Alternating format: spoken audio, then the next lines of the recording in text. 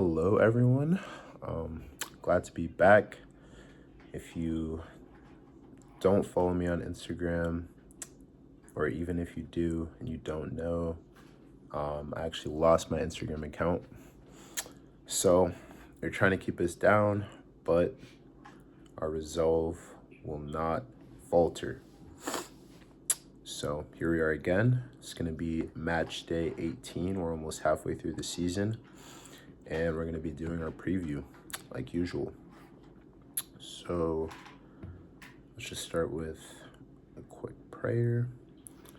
Heavenly Father, thank you for this day, this opportunity to engage with my viewers once again. Pray that you would just fill me with your spirit of excellence so that I'll be able to create a great video for them that will that they can really enjoy.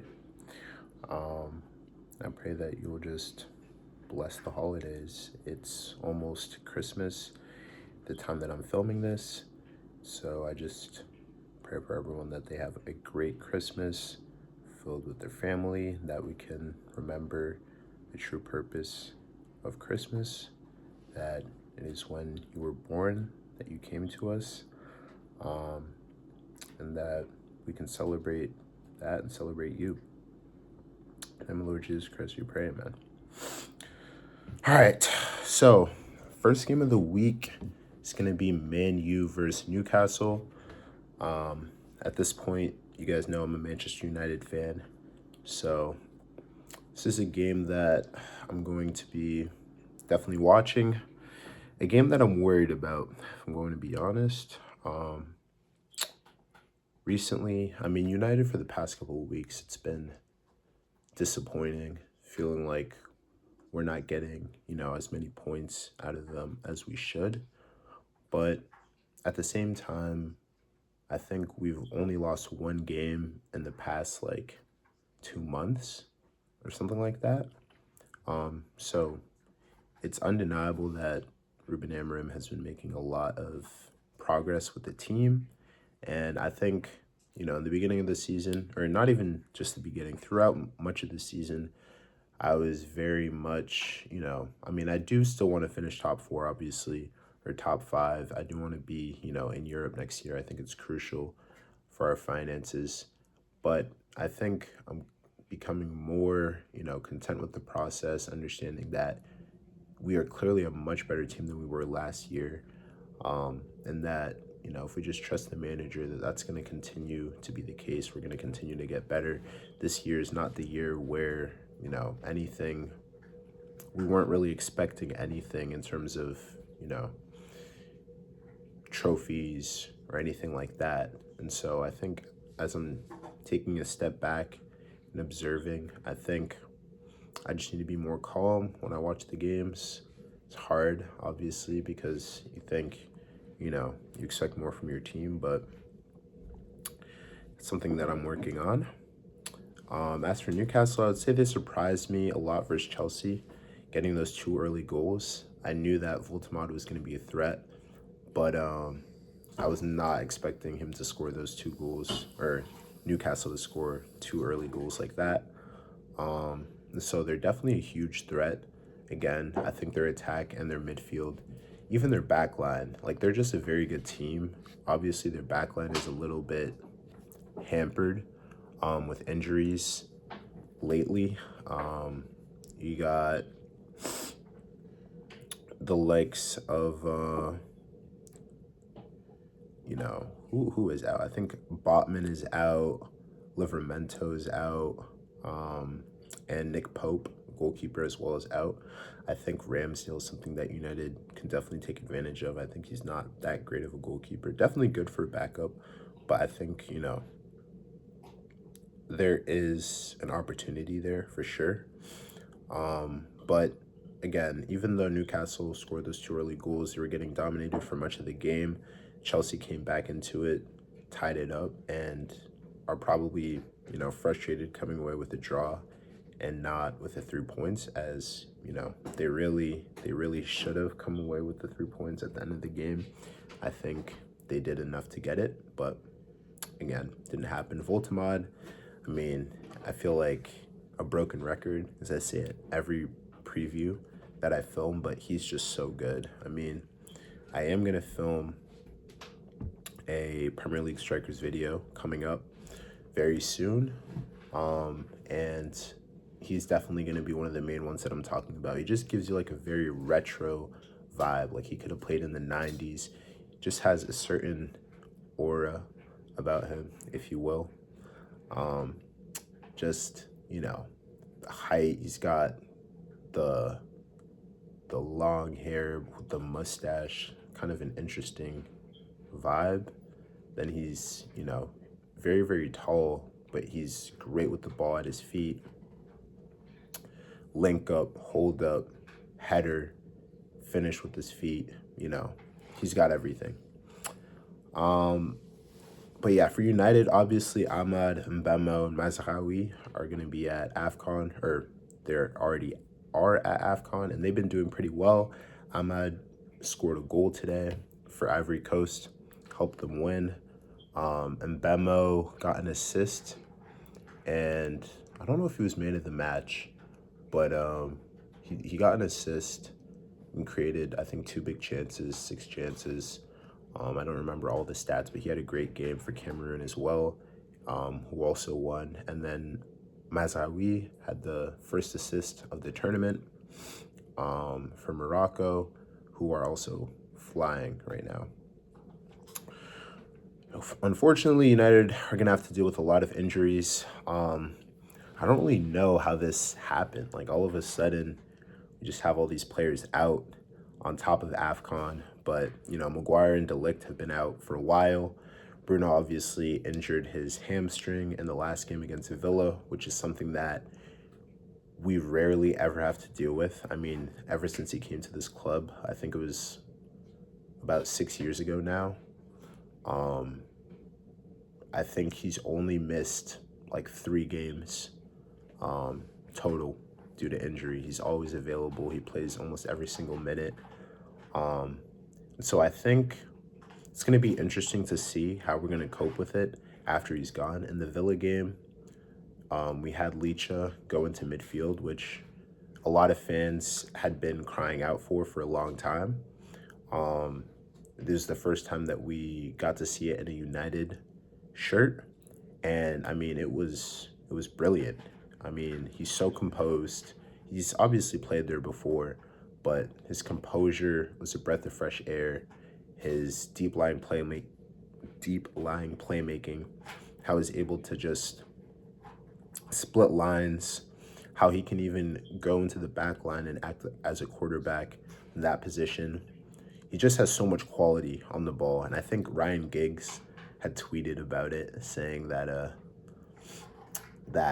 it's embarrassing that a center back is coming on and playing better in midfield than any of the midfielders. But that's just something that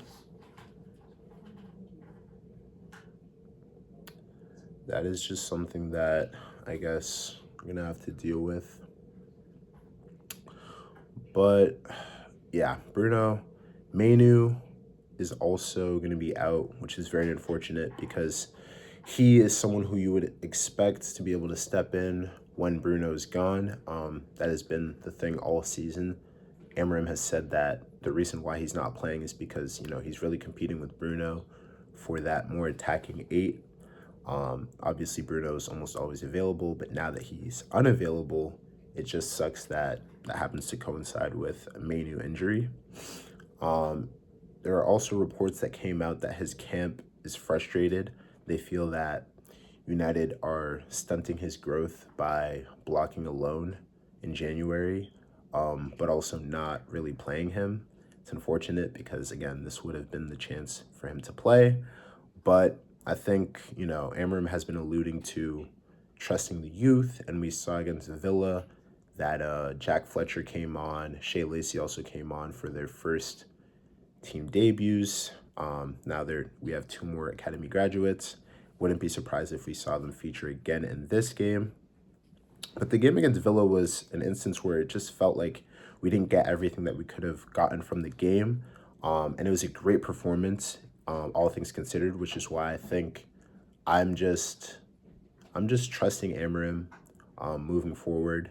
Again, you know, Bruno comes out at halftime. Manu was injured ahead of the game.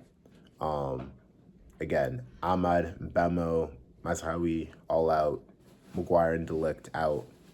And we still looked like we should have won that game against Villa. Ultimately, we lost because of, a couple mistakes from Yoho, who I hope doesn't start this game. I think he does need some time to just come back to himself. I think if we start him again, it's going to be really difficult for him to deal with either Harvey Barnes or Anthony Gordon, the way things are looking right now.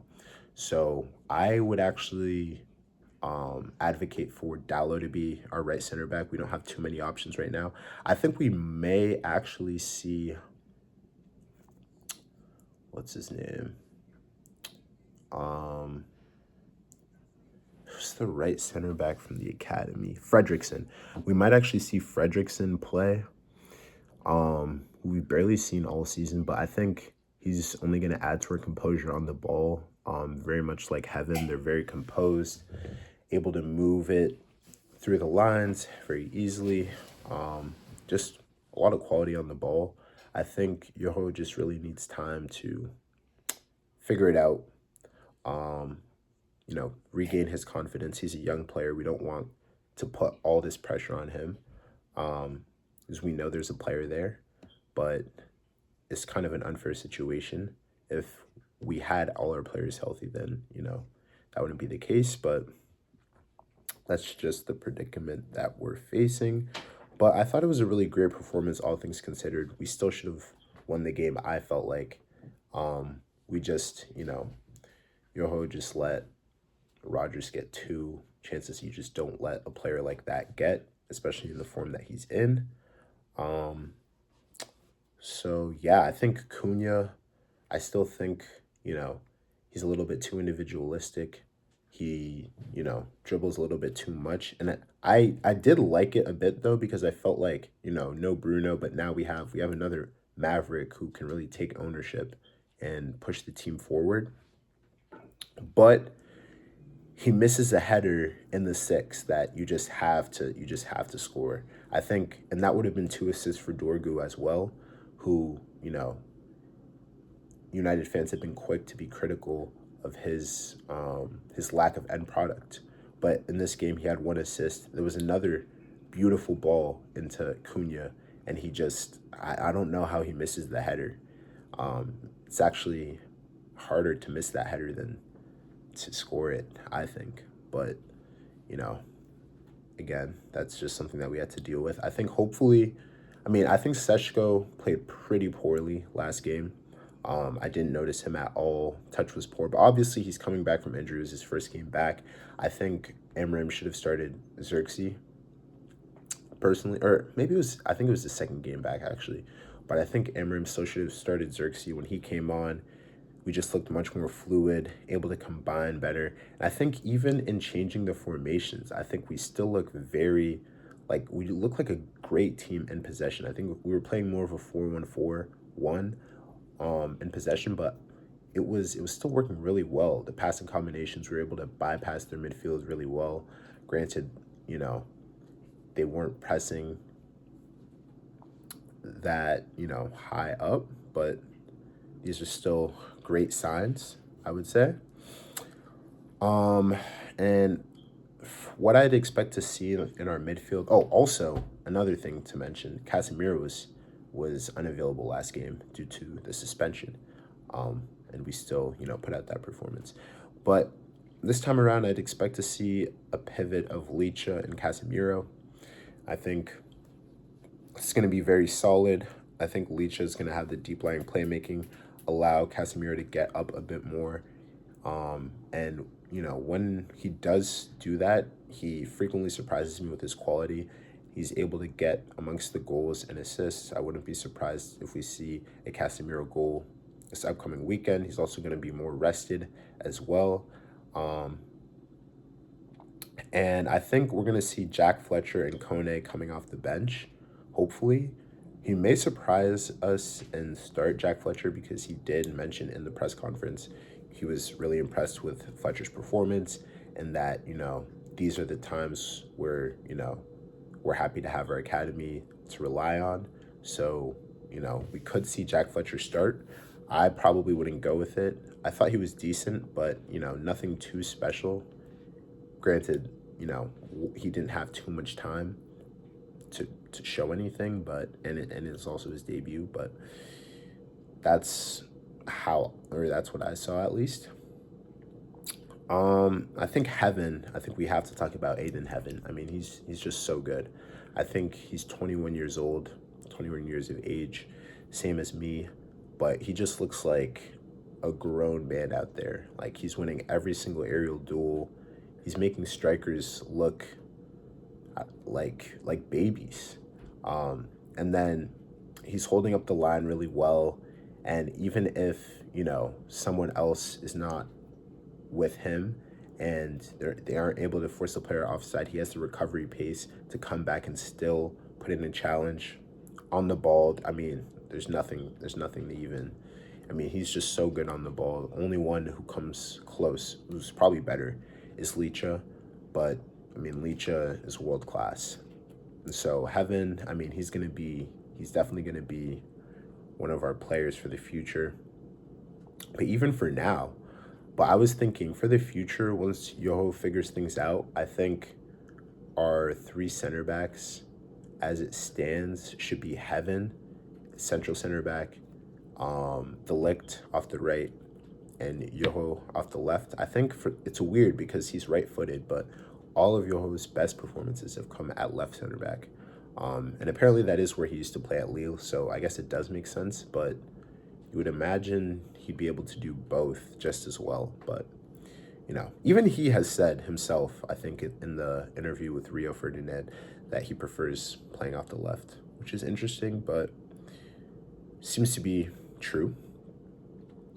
Going back to Dorgo, I think he had a better game last time. I mean, defensively, there are never really much questions about him. But again, he had that one great chance that he created for Cunha. He won the ball high off the press, gave it to Cunha for Cunha's goal. I think that's going to give him some confidence moving into this game where I think you would expect him to start again. Like I said, I'd want to see Dallo at right center back, but I wouldn't be surprised if we saw him at wing back. That's where he's played all season. But I would personally want to see Lacey there. I think he's just such an exciting player. It's yet to be seen if he has the defensive work rate to really be great in that position, which is why I don't think Amarim is going to start him. But that is something that I would like to see, or Mentado. I do just want to see our youngsters. I think they have a lot of quality in the academy, and I think we should use it. I think Newcastle are probably going to start the same midfield and run Lewis Miley at right back, which actually wasn't bad. I think him as an inverted right back is pretty quality, honestly, similar to a midfield role. But I think we have to make him pay. I think Cunha's going to have to make life very difficult for him, Cunha and Dorgu, and I think they will. I think, once they really figure out that connection, it's going to be very difficult for teams to deal with. I wouldn't be surprised if see Joe Wellington return to the starting lineup. He's been out of the starting lineup for a while, but I think just, the physicality that he brings, it's always been something that we've had trouble dealing with. I think we're more athletic now, but midfield of Lissandro and Casemiro, if that's what we do end up going with, doesn't have the most legs, even though Leacha is reportedly faster than he's ever been. Again, I'd want to see Xerxes either start or come on pretty early. I think he looks really sharp now. I think this is where we're going to start to see the best of him. I really don't want him to go out on loan because I don't see the vision. We don't have that many attackers right now. I think he's one of our best attacking players, just the magic that he's able to bring to the pitch. So I really hope we don't get rid of him. And obviously, I'm going to get to Semenyo when we get to City, but that was a player that we were eyeing for this window. And unfortunately, it seems like he's favoring Manchester City. We're not going to be able to sign him. But at the same time, that 65 million, we've already spent so much. We spent upwards of 200 million on attackers this past summer. I think we all know there's a glaring issue in midfield. I hope now that, we missed out on that target, that we'll be able to use some of those funds in the midfield. There are reports of Ruben Neves being a potential option. That would be someone who I would really be in support of. Obviously, he's Portuguese, so he's going to get along well with the manager, with Bruno, Casemiro, Cunha, so on and so forth. But also Conor Gallagher. I think that's another player I would not be. Apparently, we put in a bid for him, I believe, was the report. Another player who I wouldn't be too upset with bringing in. I would prefer if it was for the short term, because I feel like we have players coming through our academy that are going to be, vying for those spots very soon. And we also have, we want to bring in Elliot Anderson or Carlos Baleba to play in the midfield. So I think we don't want to overcrowd that position, even though it's something that, clearly needs attending to. But ultimately, I think it's going to be a tough game. And I wouldn't be surprised if United somehow came away with the victory, given that's what we tend to do, surprise people in the tough games. And then the not so tough games, we don't play as well. But I think I'm going to go with a 2-2 draw. That was very, very drawn out. Let me be a little bit quicker. Moving forward, on to the Nottingham Forest versus Man City game. Forest recently lost to Fulham. It was just off of a pen. I wasn't really expecting that. I thought Forest were going to be able to come out the win, especially given how many players Fulham were missing due to AFCON. Calvin Bassey, what's his name? Chukwueze, and what's his name? Iwobi as well. Three of their, I would say, 5 best players. But they still came out with the win. Forest are just, pretty confusing team, pretty poor a lot of the time, but not as bad as, they were under Nuno or I guess under Ange. I guess under Nuno and Ange earlier in the season. I guess it's really crazy. They're on their 3rd manager this season. But City are coming off a 3-0 victory against West Ham, obviously. They're on great form, only 2 points off of leaders Arsenal at this point, and I think it's fair to say City are closing in on it. I had predicted City were going to win at the beginning of the season, win the Prem.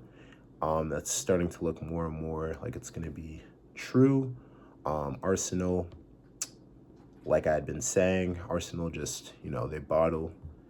Let's see, maybe they won't bottle this year, but that's kind of what it's looking like is going to happen. For City, obviously, they're looking like they're going to sign Antoine Semenyo. And as a United fan, I can't help but be bitter, just because, when does it end? They're able to attract all these players. They have so many attackers that they don't even know what to do. You got Doku, arguably, I said last video, top 5 to 10 left winger in the world. You got Cherky, best or second best behind Bruno, chance creator in the Prem right now. You got Foden, PFA player of the season 2 seasons ago. He scored like 5 goals in his last 7 games, I think. Then you still got Oscar Bob, who he hasn't been as good since the injury, and I think he recently got injured again, but he's quality. You got Savinho. You got Marmouche, who, they spent 70 million on Marmouche, or even more than that, last January, and he barely even plays anymore. And now they're adding Semenyo. I think it's pretty ridiculous, but, that's what I would do if I was in City's position. Obviously, Doku, I guess, is now injured. I don't know how long that's going to be for. But Doku, even though, again, I still think he's one of the best wingers in the Prem right now, one of the top 5, top 10 at his position, he's not really the greatest goal threat. I think you bring in Semenyo, that's going to be goals. And you do kind of question if it's not Holland, where the goal's going to come from for City. But luckily, Holland just scores, every game. So it's not that much of a concern, but, you are kind of hedging yourself with Semenyo. I think for Forest, we're going to see Douglas Luiz back in midfield with Elliot Anderson, which I think two quality midfielders, quality on the ball. I think we're not going to be able to see much of that due to City's press and just the way that Sean Dyche approaches games, being more direct, more counterattacking, wanting to be more solid. But, something to look out for. I guess we'll probably see Hudson Odoi and Omari Hutchinson on the wings, two rapid players who, definitely could cause City some troubles, especially because their defense is pretty weak, if you ask me.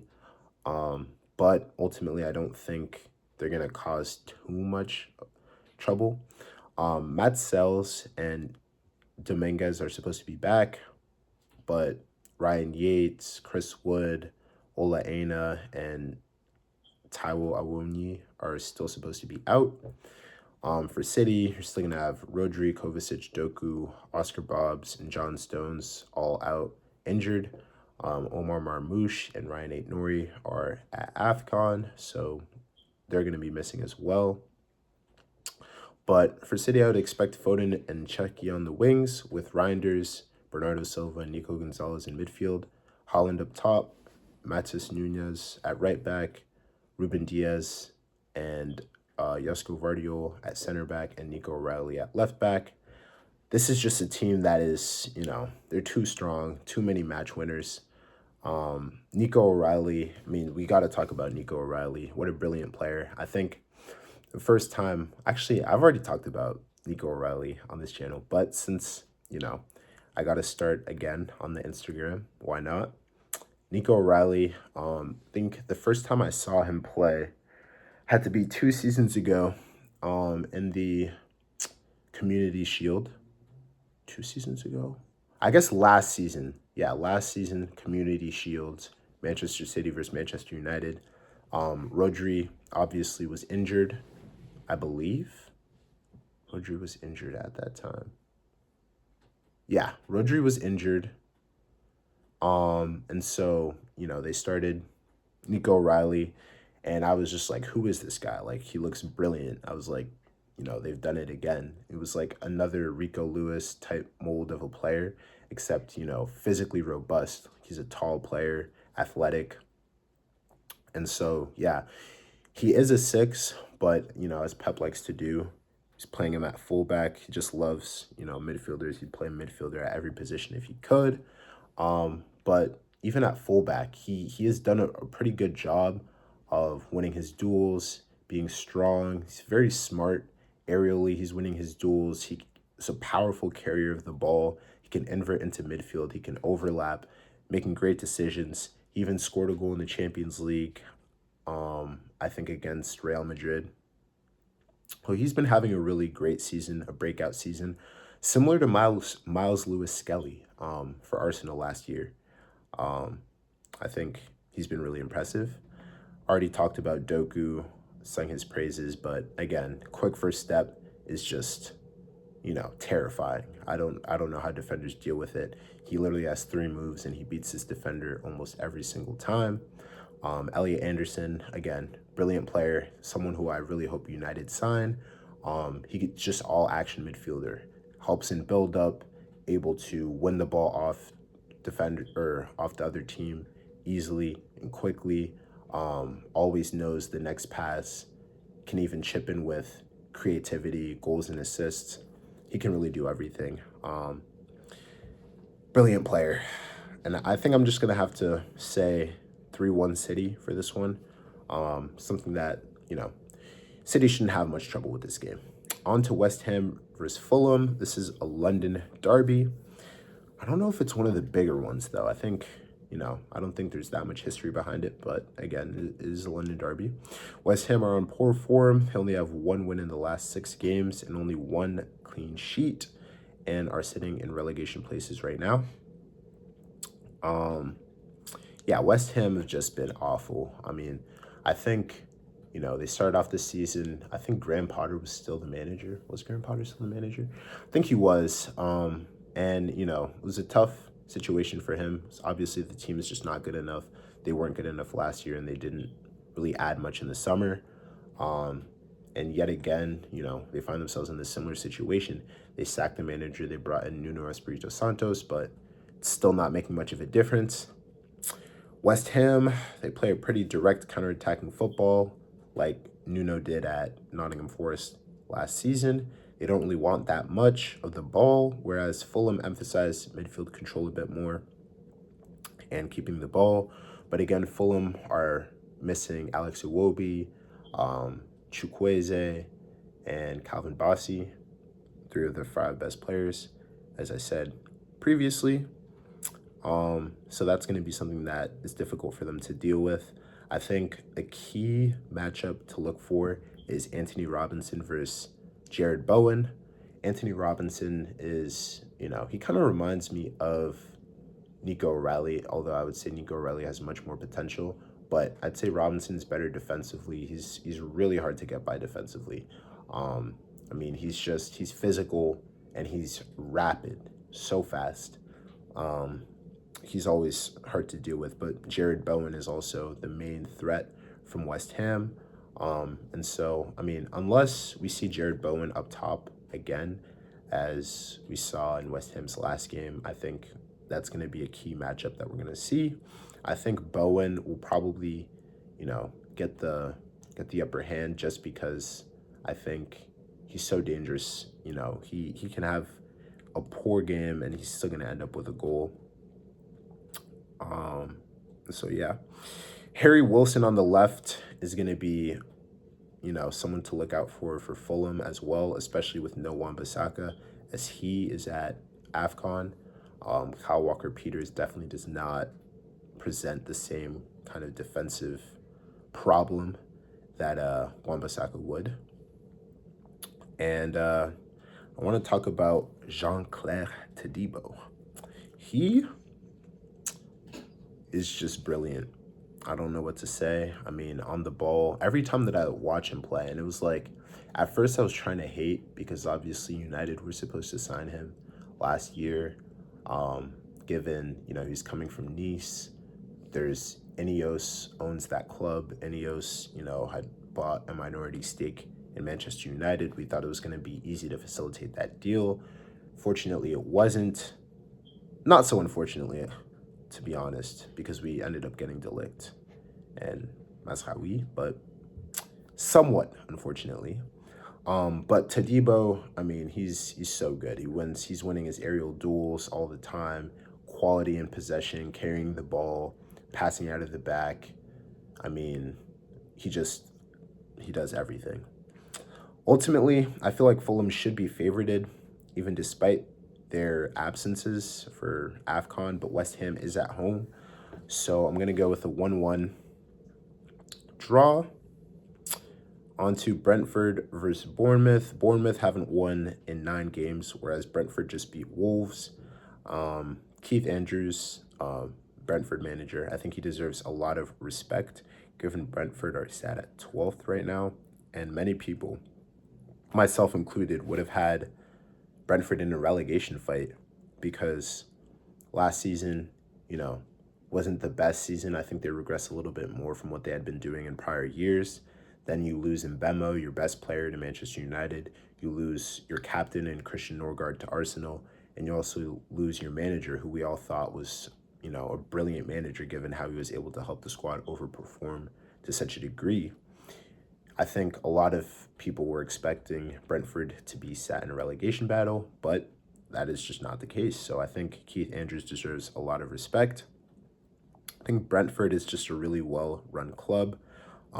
We know that they have a data-driven approach in everything that they do when it comes to recruitment, and that has really paid off as they found another gem in Igor Thiago, who He's the only player other than Holland this season to reach double figures in goals thus far with 11 goals. I think he was Premier League Player of the Month in November. So he's had a really great start to the season. I think Carlo Ancelotti is going to have to be looking at him for that Brazil squad come summertime, because we don't know who that striker is going to be. It's a little bit unclear. We might end up seeing Cunha play there if Neymar ends up making the squad, but there are a lot of options. There's Igor Thiago, there's also Igor Jesus, there's Gabriel Jesus.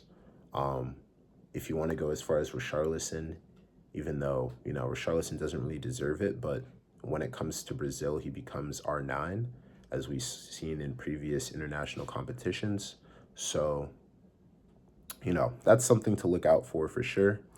There's definitely some noise around the Semenyo to City deal, which, is Semenyo going to be able to stay focused on his football, given, all the speculation that's ensuing around that. He scored in his last game, so it shouldn't really be that much of a problem, as we think he seems like a great professional, but definitely something to think about. Lewis Potter scored 2 goals in his last game for Brentford against Wolves, so he's also a threat, someone to look out for in this game. And Alex Scott is going to be filling in for Tyler Adams for Bournemouth. He's another one to look out for. I think he's quality in midfield. He's got the legs, quality on the ball, good in defense. He can really do everything. I think there were reports coming out that he's someone United may be looking at to fill that hole in midfield. I don't know if I would want that to be the signing, because I just don't know if that is that long-term signing. And Amarim was clear in the press conference that we're not just trying to sign players for the short term. Any player that we sign has to be a part of the long-term vision. I think that's, something that Ineos is doing a good job at, because in past times, United would always be making these signings, marquee stars who would only be able to perform for, a season or two. And then, we end up holding these players with massive contracts who no longer perform because they no longer have it. They're past their prime, and it becomes an issue. Eli Krupi is another one to look out for Bournemouth. Massive goal threat, 5 goals this season. He's only 19 years old, and only Holland has a better minute per goal ratio than Krupi, which is very impressive at again, only 19 years old. He's coming from France, Liga, which, great league for producing talent. A lot of the best talented players, young talented players, are coming from there. You have Czechki, who we've already talked about at City, having a great season. Bournemouth, they're exciting, dangerous going forward, but they're always exposed at the back. And I think as a result, I'm going to have to go with a 2-1 Brentford victory, especially with Brentford being at home as well. Liverpool versus Wolves. I'm not going to spend too much time on this one, just because Wolves are just so poor. I mean, I have to say it every video, but Wolves are just so poor. Literally poor, because they lost Cunha and Aït-Nouri this summer. They didn't really bring anyone in to replace them, and obviously that presents a massive issue as a manager. When you're in the most competitive league and your ownership doesn't want to back you with signings, how are you supposed to compete? We all knew that, Wolves were going to be in a relegation battle, given just how the ownership approached the summer transfer window. And, we can see that is clearly playing out, as, again, they still are yet to win a single game all season. They're really the worst, or one of the worst teams we've seen in the Premier League in a very long time. And I think once they get relegated, we will all be a little bit more happy. Looking at Liverpool, they're starting to look a lot better. With Florian Wirtz, he's starting to look like he's acclimated to the pace. I always am catching some Expressions videos. Who, if any of you guys don't know who Expressions is, he's a Tottenham fan, Spurs fan. He's hilarious. He's calling him Theon Greyjoy from Game of Thrones. If any of you guys have watched Game of Thrones, he's a character who, he was taken into the Stark's home. They raised him, even though they were enemies with his family. And then he ultimately betrays their family. But then the joke's on him as another family, the Boltons, try to take over the North. And essentially, he's just abused. And it's very very karmic, as he betrayed his adopted family, I guess, who took him in and treated him so well, and then he ended up getting abused and being named Reek, and that is who Expressions was comparing Florian Wirtz to. But he's starting to look like he's acclimated to the pace of the Premier League and is one of the best players. He's starting to, consistently put in good performances. It's looking like that player we saw for Leverkusen. The ball is sticking to his feet, making things happen. I think him and Ekatike are striking up a really good partnership. So I think, hopefully he gets on the score sheet. That's the one thing. He finally got his first assist, I think, last week. And now we want to see, is he going to be able to get on the score sheet? Something that you want to see from an attacking midfielder. We have yet to see it from him, but, especially at that price, you would want to see it. And hopefully this is the game. I mean, if it doesn't come against Wolves, when is it going to come realistically? Really is a shame that Isak broke his leg. He was just starting to get things going. He scored in that game too, I believe, against Spurs, and he had scored, I think, the game prior as well. And he was really because Ekatike has been far and above him all season, but he was really starting to make it more of a conversation. And now he breaks his leg, and he's going to be out for the rest of the season. This is really just a nightmare season for Isak, coming off last year where he was arguably, the best player in the Premier League. And now he comes to Liverpool for, I think the figure was 120 million pounds. And, first starts off no what's it called, preseason, which I think obviously made it more difficult for him to get things going. But never really got things going, and now he's going to be out for the rest of the season. So definitely send your prayers for Isak, even though, as a United fan, I don't necessarily want to see Liverpool succeed, but that doesn't mean I don't want to see Isak succeed. But that was a very dangerous challenge from Van de Ven. And we saw that he did apologize in an interview, but very reckless and unfortunate. Konate wasn't in Liverpool training, so there is a chance he may be out, which would be unfortunate because, I think they have Giovanni Leone, I believe, who they signed from Italy this summer, but he's also injured, and he's supposed to be, world-class center back. And I think if they get Gahey this summer, which there's still, I think there's supposed to be a gentleman's agreement with Gahey and Liverpool. If they do sign Gahey, I think those two are going to be a very, very strong future or center back partnership for the future.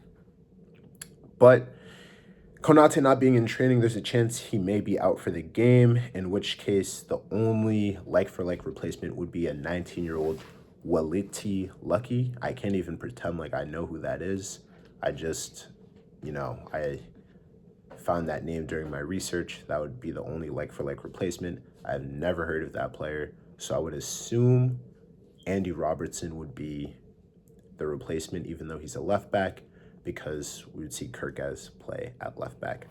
Ekatike, I mean, I touched on my last video. I've touched on many, many videos, but Ekatike is just a brilliant player. I have to glaze him because he's Cameroonian, even though, again, he's playing for France. will let it slide. Cameroonian ethnically, just a brilliant player. I mean, similar to Voltamod, just he has everything. He can play off the left, he can play up top, he can drop into midfield, back to back to goal quality, hold up play quality, link up play, his dribbling. I mean, what can't he do? He can even head the ball. He can score goals with his feet. His work rate, his pressing. I mean, I feel like I may be coping and saying, I'm still happy that we got Seshko because of the potential. I think in the long term is higher than what we're seeing from Ekitike. But Ekitike may start for France at the World Cup, and he may be one of their best players in that tournament. And so I think Liverpool definitely got the best out of the strikers. If maybe not Voltamod, maybe Voltamod would be better, but it is a shame as a United fan. But nonetheless, Curtis Jones, he's also in a rich vein of form, and he's showing he's invaluable to the team. I think he's always quick to be forgotten. I don't know why that is. Maybe just because he's from the academy. Maybe because he's not, the most flashy name. But, he's someone Tuchel has been very difficult. There are times where he hasn't called up Saka, where he hasn't called up Bellingham. He's being very, very difficult with his team selection for this England squad, because, I feel like he believes he can be the guy to really bring it back for them. But he's picked Curtis Jones. Klopp always was picking, Curtis Jones, and, obviously is the one to help him break through from the academy. But he's just quality. I think his dribbling, his close control is just amazing. How he's press resistant, able to get out of all of these different scenarios. He's really invaluable for Liverpool. I think he has to start with, again, I mentioned it last video, but McAllister really just hasn't been doing it for me this season. Obviously, he didn't have a preseason, so I think, that made it difficult for him to get into a rhythm. He still hasn't really gotten into that rhythm. He's always making the extra pass when it's unnecessary. And, McAllister is a player who I think is world-class, which is why I'm holding him to this standard. And I just don't think that we've seen that from him this season, which is why Liverpool have struggled. I think they would have, they won the Prem last year. We would be expecting a lot more of them, especially with the signings that they made this summer. But when players like McAllister aren't playing to their best, you're not going to be able to bring those performances on a consistent basis. And so, yeah, I still need to see more from him. We may end up seeing him start, but because we might see Verts on the wing again, but definitely something to look out for. But again, it's Wolves. Wolves have just been awful. I'm going to go with a 3-0 Liverpool victory. On to Arsenal versus Brighton. I think this is going to be a tough game. Arsenal are having a lot of trouble finishing and creating enough. Again, I don't want to hate too much on Gyökeres. I don't want to harp too much on it, but he just has not been good. He just has not been good enough, not been the standard that you would expect from an Arsenal striker, not scoring the level of goals that you would require. Last year, this is someone who led Europe in goals. Again, this is for in the Portuguese league, so there was a little bit of an asterisk around it. We were questioning, is he really going to be able to do this in the Prem? And as far as we've seen, he has not been able to do so. He's still struggling. And Arsenal, in their last 3 games, their only goals have been own goals or penalties. And that is something that has to be really, really concerning for a team like Arsenal. When you have title aspirations, but you go 3 games without scoring a goal that isn't an own goal or a penalty, and you think that you can win the league. I think very, very concerning. And I think the game against Chelsea are going to be looking to get that win after what happened, obviously, when they faced each other in the Prem, the draw, even as Chelsea were down to 10 men with Caicedo coming off. I don't think they're going to win the Carabao Cup. I don't think they're going to win the Prem, and I don't think they're going to win the FA Cup. And at the end of the season, when Arsenal finish again without a single trophy, there are going to have to be questions. How long can Arteta keep this job without results? How long? How long is he going to live off the fact that he's been able to help lead this transition to where they're a threatening team to where they can finish second 3 times in a row, which I don't know if that's necessarily an achievement. But how long is he going to live off of that? When are we going to start demanding results? He has the best squad in the league, arguably in Europe, and we're not seeing it when it comes to the results. To me, it's really starting to look like City are going to win the league. And, this is the time where Arsenal are really starting to capitulate. Of course, they're also dealing with injuries. Gabriel, who's arguably their best player, has been out for like 9 games, I believe. And Capie is now injured. You know, Calafiori missed a game or two. But now Trossard is back. Jesus is back. Havertz should be back soon. I'm wondering if Arteta will be bold enough to start Jesus over Gyökeres. I think that would be the right decision. Jesus is just more of an Arsenal striker, but at the same time, we know how fragile he is. We know that Arteta is going to want to protect him. So that's something to look out for. But we can also see Mikel Merino at striker, which, it just doesn't really make sense when you think about it. But somehow it has worked for Arsenal. I'm still going to advocate for Rice Odegaard as a midfield. I think Odegaard is just an 8. He's more of an 8. If you look at Odegaard, if you really observe, I think he's not necessarily creative enough to be a 10. And a lot of his strengths are just in being tidy with the ball, keeping it moving, controlling the tempo. And defensively, his frame wouldn't have you think it, but he is a good defender. He's good in the press. He's good at winning the ball back. Maybe not great. And, maybe maybe you would see a lot of backlash similar to what you're seeing with Bruno and how he's, in this new position. But I think if Arsenal really want to solve their issues of chance creation and chance conversion, I would definitely start Odegaard and Eze together in midfield with Declan Rice. But we know Arteta likes to have Rice as that 8. He's in love with Zubamendi as a Spanish midfielder who's able to control and dictate tempo. But I just think, Arsenal should start trying to figure something else out. But there's also the question of, are Arsenal going to nail down a starting left winger? Is this going to be Eze now that Odegaard might be back to really start games? Is it going to be Madueke? Is Saka going to come off the left and have Madueke on the right, or vice versa?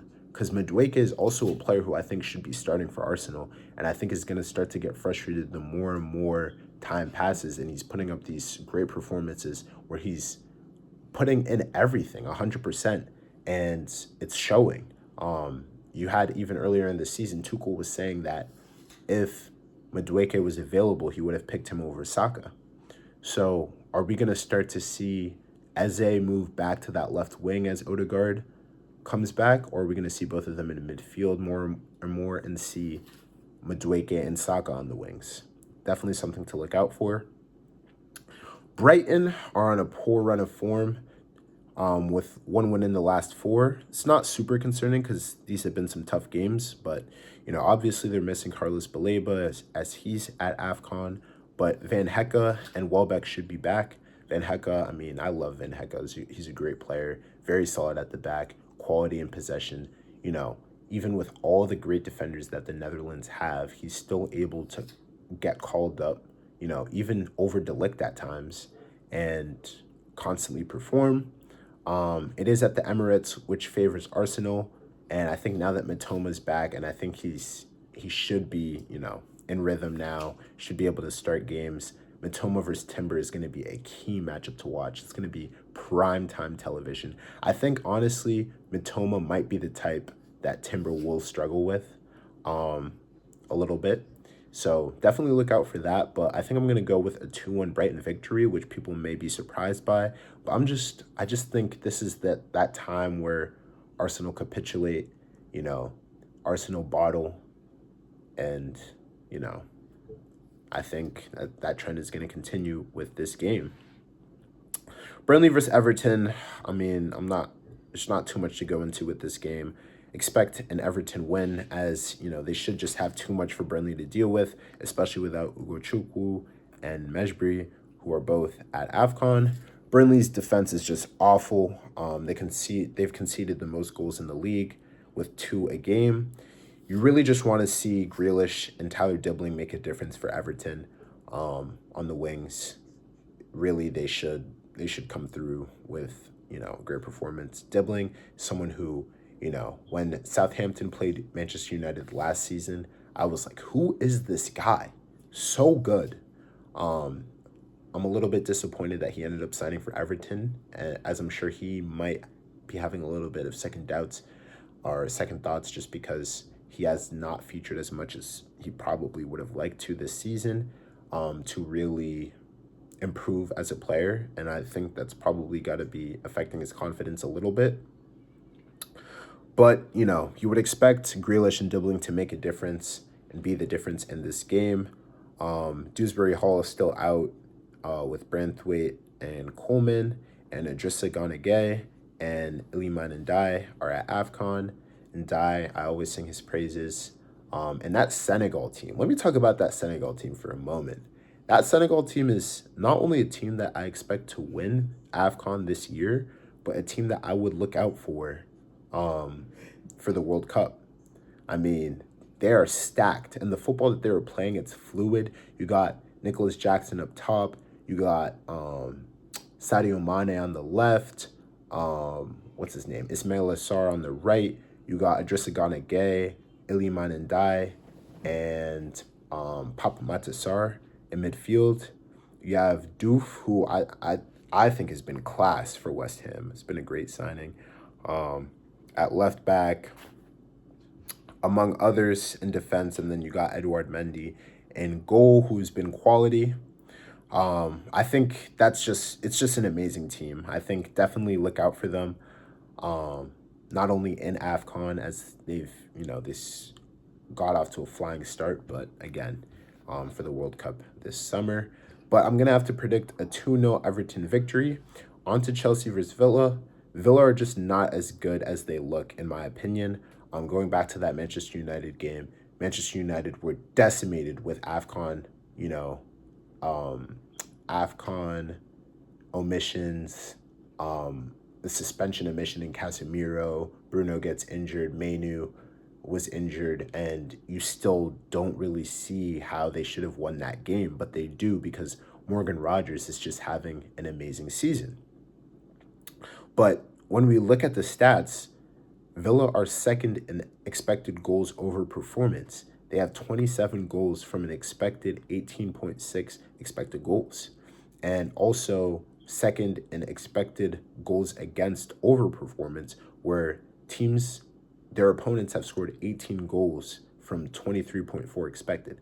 So when we look at the stats, Villa are just not a team that they should not be that good, is really, as simple as I can put it. Clearly they fight super hard for every game to win as many of the points as possible. So it's always going to be a difficult battle, and they are a good team. Obviously, they have quality. Emery has changed things at Villa for the past couple of seasons. They're always a threat, and obviously, I think they're third in the table right now. But again, not that impressive against United, who were decimated. And if it weren't for a poor performance from Yoho, they don't score. Chelsea have become inconsistent in recent games, but I think this is really a big opportunity for them to come back. Morgan Rogers, again, is in amazing form, but I think Palmer is going to be the one who wants to hit that ice-cold Selly first. So I would expect a great performance from Palmer. Obviously, they're close, Palmer and Rogers, and there's going to be a little rivalry in between them. So that's something to also look out for, who's going to have the better game. Because also, one of them being, and I think Palmer has to be, in the England squad, because I think he's a top 5 player or top 10 player in the world. But if he is there, I think it's going to be I think that it's definitely something to watch because if Rodgers makes the squad, does that mean Palmer's not in the squad? Because you also have Bellingham, who has to be in the squad low key, even though Tuchel's gonna play, a certain way, um, or he's gonna make it seem like, you know, he's gonna he has his own criteria, yada yada yada. I feel like Bellingham has to be in the squad, so that's also another thing to look at. Is Rodgers being in the squad? Does that mean that Palmer's not going to be able to be in the England squad? Definitely look out for that. But I think Neto and Garnacho are going to have a field day with Digne or Matson and Cash. I just don't rate those fullbacks defensively.